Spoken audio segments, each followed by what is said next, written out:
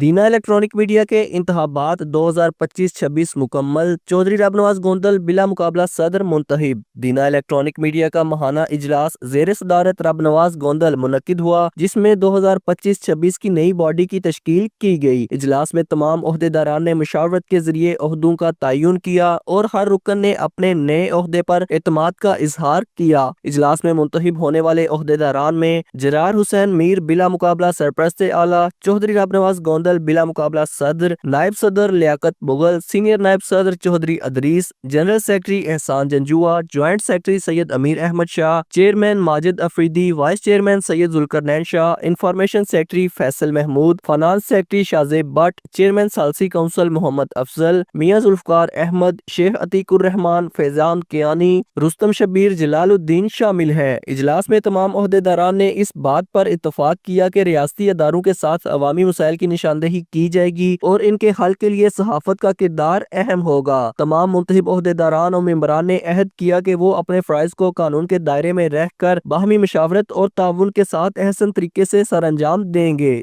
راجہ جلال الدین، JK news, دینا۔